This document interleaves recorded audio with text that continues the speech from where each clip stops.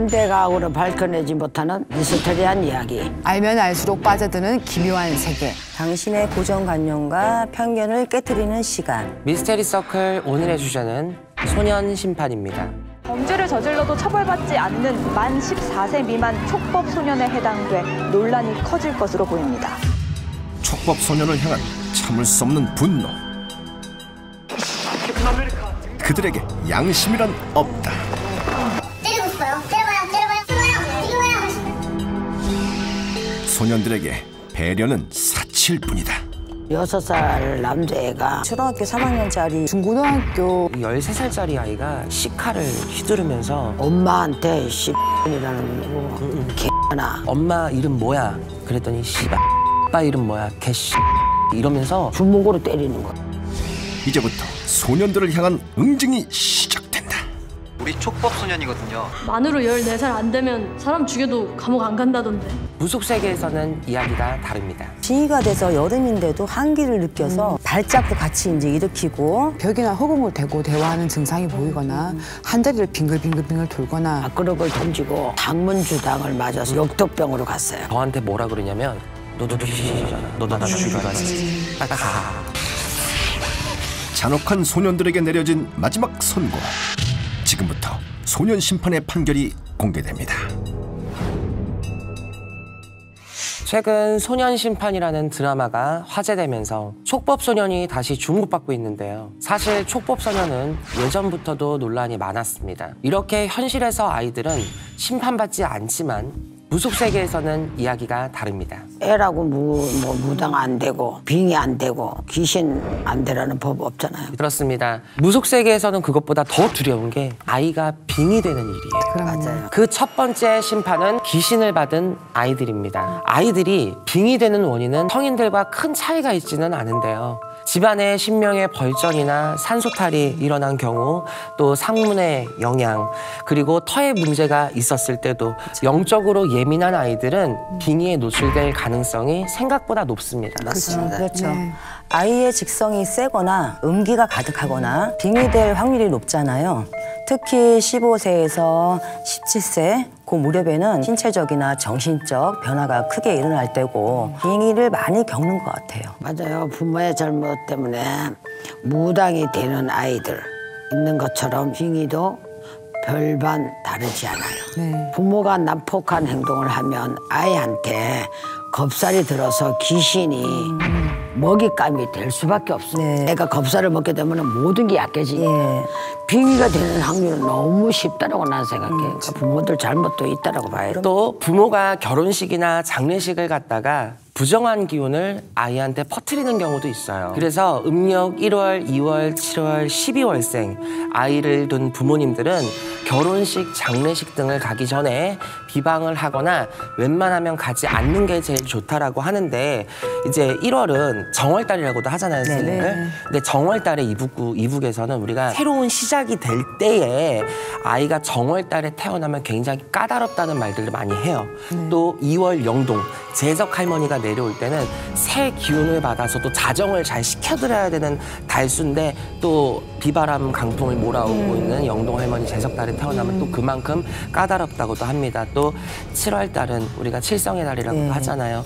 견화직녀가 만나고 또 하당하는 달에 또 7월 달생들은 또 사주가 까다롭다고 하고 11월이나 동지나 12월 금음 석달도 우리가 1년 한 해 중 음기가 제일 살벌한 만큼 좋지가 않다 그래서 특정적인 날에 태어난 아이들은 조금 부모들이 케어를 더 많이 해주기를 또 우리가 조언드리고 있어요. 그런데 중고등학교 정도가 되면 부모보다 본인이나 친구의 영향으로 빙의될 가능성도 있다고 봐요. 요즘에는 무서운 것도 모르고 궁금증만 발휘하는 나이라서 회가를 간다든지 친구랑 어디 놀러 갔다가 뭐 좀 잘못된다든지 거기서 오는 어쩔 수 없는 빙의 상태가 생기기도 하더라고요. 맞아요. 그리고 아이들이라고 해서 이 빙의 증상이 성인과 사실 크게 다르지는 않습니다. 그렇죠. 대신 빙의의 심각성은 아이가 훨씬 높을 수 있다. 아이들은 아이들은 티가 안 나기 때문에 그냥 그 상태로 방치가 돼버리는 경우가 많아요. 아이들의 빙의가 더 위험하기 때문에 그냥 방치를 하거나 무시를 할 수 없다 생각합니다. 그래서 빙의가 된 애기들은 벽이나 허공을 대고 대화하는 증상이 보이거나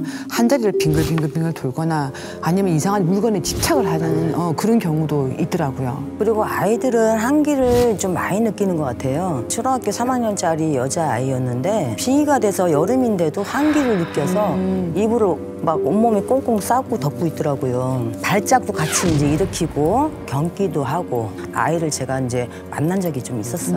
그렇죠. 그런데 애들도 빙의 때문에 돌변하면 진짜 무서워요. 저는 6살 남자애가 엄마한테 이라는 나 하면서 주먹으로 때리는 거야. 6살짜리가 주먹으로 때리고 밥그릇을 던지고 머리를 뜯는 거예요. 제가 봤을 때는 친할머니 장례식 때 아이가 상문주당을 맞아서 돌아가신 큰 아버지가 빙의가 됐던 큰 아버지가. 그래서 퇴마를 해서 지금은 괜찮긴 한데 그때 당시에 제가 봐도 너무 맞아, 애기들 하면 무섭더라고. 그래서 이 아이가 폭력적으로 돌변한 경우에는 꼭 빙의를 의심해 보셨으면 좋겠어요. 저 또 13살짜리 아이가 시카를 휘두르면서 이제 엄마 아빠를 해코지를 하려고 한 거죠. 엄마 아빠가 너무 무서운 나머지 애를 묶어놓고 방문을 잠가버렸어요. 아이한테 눈을 봤는데 이미 눈이 가버렸어요. 그러니까요. 눈이. 엄마 이름 뭐야? 그랬더니 아빠 이름 뭐야? 개 이러면서 13살짜리 아이가 눈이 완전히 뒤집어져가지고 내가 이 아이한테 걸어가는데 저한테 뭐라 그러냐면 너도 너도 나 죽이러 왔어. 빨리 가. 이러는 거야. 내가 널 왜 죽이러 왔어? 그랬더니 그럼 네 뒤에 수많은 애들은 뭐야? 이러더라고요. 근데 이 아이가 왜 빙의가 됐나 보니까 그날 이 빙의가 되기 전에 그 지리산 계곡에 산천 계곡에 놀다가 아기가 빠졌어. 그래가지고 아기가 완전히 익사할 정도로 심각한 상황까지 진짜 아빠가 그 상태를 안 봤더라면 5분이 뭐야 1분만 늦었어도 아기 갔어요. 거기서 건져내고 나서부터 애가 한기를 느끼더니 집안에서 갑자기 이 막 벽을 막 긁는 행위를 하고 혼자 막 이러면서 중얼거리면서 그게 이제 시작돼가지고 칼만 보면 애가 미쳐갖고 막 찍으면서 막 엄마한테 걸어오고 막 그랬나 봐요. 이 어린아이가 빙의가 돼서 아까 고준하 선생님처럼 아이들의 빙의가 만약에 그 정도까지 가면은 진짜 이건 성인 저리가라. 심각하네요. 제가 봤던 애기는 특정 장소를 보고 계속 우는 거예요. 2살인가 3살인가 됐었으니까 밤만 되면 손가락으로 어디 한쪽 방향을 가리키면서 그렇게 운다 하는 거예요. 근데 그 집을 갔더니 원래 거기 살아 계시던 할아버지가 돌아가신 자리인데 자기는 모르고 집을 사서 간 거예요. 근데 그쪽에 귀신들이 왔다 갔다 하는 출입문이 있는 그런 집터를 사고 간 거죠. 근데 애기가 그걸 봤던가 봐요. 그러니 무서우니 계속 그쪽 방향 손가락 가리키면서 울었던 거죠. 내가 볼 때 빙의가 아니에요.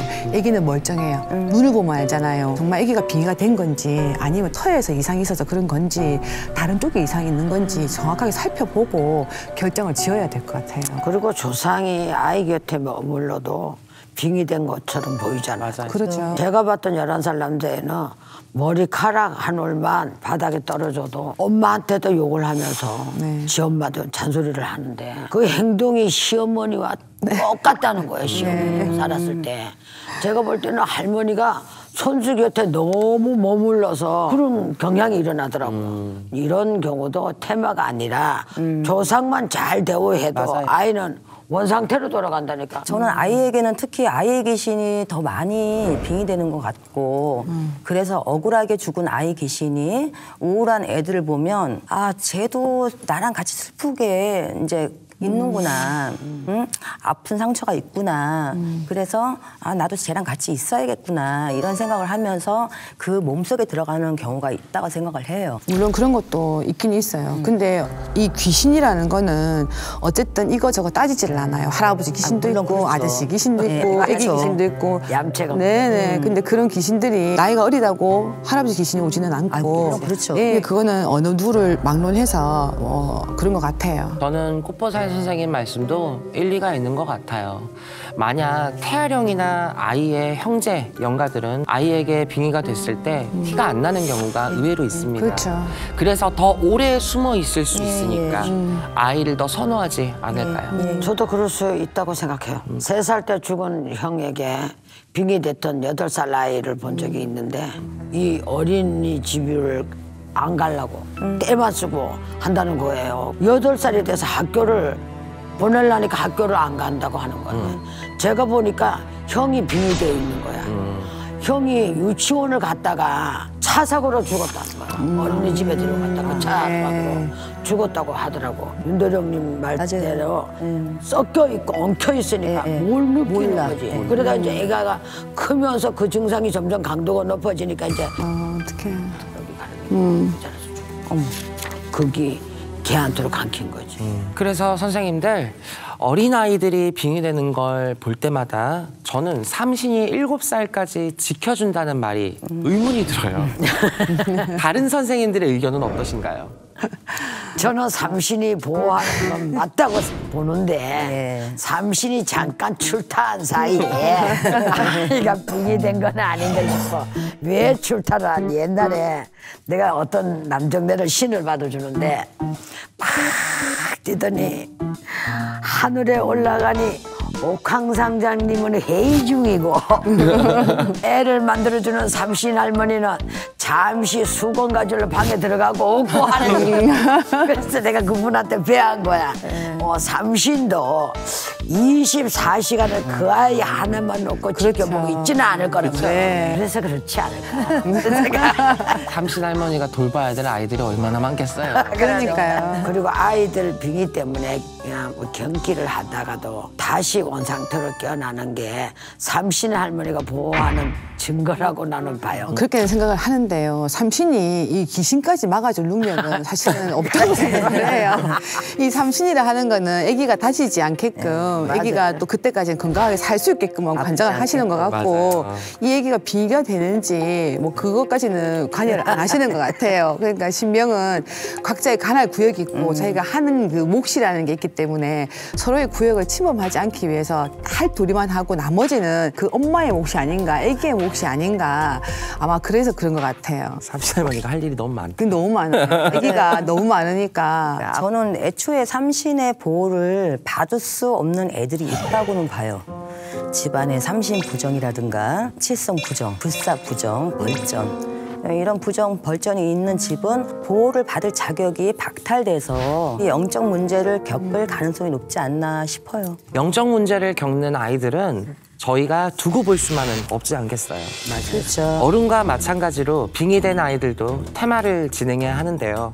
대신에 혈자리를 세게 뭐 누른다거나 뭐 성인들처럼 몸에 올라타서 과격한 행동을 최대한 자제는 합니다. 그렇죠. 아이들의 혈맥은 성인보다 약하기 때문에 성인처럼 강한 방식으로 테마하지 않아도 충분히 테마가 가능합니다. 특히 유아기의 아이들은 무고를 보면 겁을 먹을 수 있기 때문에 신명만 첨배를 해서 그 기운만 가지고 테마를 하는 거죠.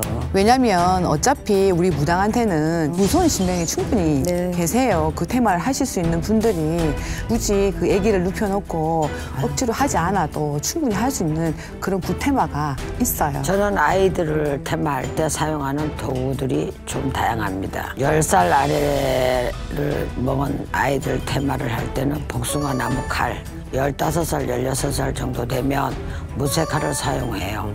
그리고 삼신에게 아이를 지켜주라는 의미로 녹두와 메밀죽 귀신을 쫓아내는 꼬시는 거지. 사랑해. 나오라고. 달기면서 뽑는 거야, 이제 이 안에서. 그러니까 그렇게 유도를 하는 사람. 그리고 중2병 걸린 친구들이 웬만한 깡패보다 더 무섭다고 하잖아요. 맞아요. 어른 귀신 못지않게 무서운 게 바로 아이 귀신들인데요. 두 번째 심판은 악령이 되는 아이들입니다. 아이 귀신이 이승을 떠도는 데는 각자의 사연이 다 있는데요. 일찍 죽어서 뭐 한이 많은 귀신이 되거나 두 번째는 부모의 애착고에 걸려서 떠나고 싶어도 떠나지 못하는 귀신이 되거나 세 번째는 저승으로 가야 하는데 그 길을 찾지를 못해서 헤매거나 자살기가 되는 경우가 너무나도 많습니다. 아이 귀신도 생전의 본성을 갖고 있어서 순수하고 착한 아이였다면 가족을 걱정하는 마음이 더 크겠지만 시기 질투가 심한 아이였다면 그 감정에 사로잡혀서 악령이 될 가능성도 있죠. 솔직히 아이 귀신들은 대빵인 우두머리, 쉽게 말하면 윤도령 같은 우두머리, 대빵인 어른 귀신들 쫓아다니면서 시키는 대로 하는 거지. 그렇죠. 주동자가 될 수는 없잖아요. 네. 솔직하게 아이 귀신은. 그래서 어른 귀신보다 말도 잘 듣고 사탕이나 과자 주면 다 풀리던데 나는.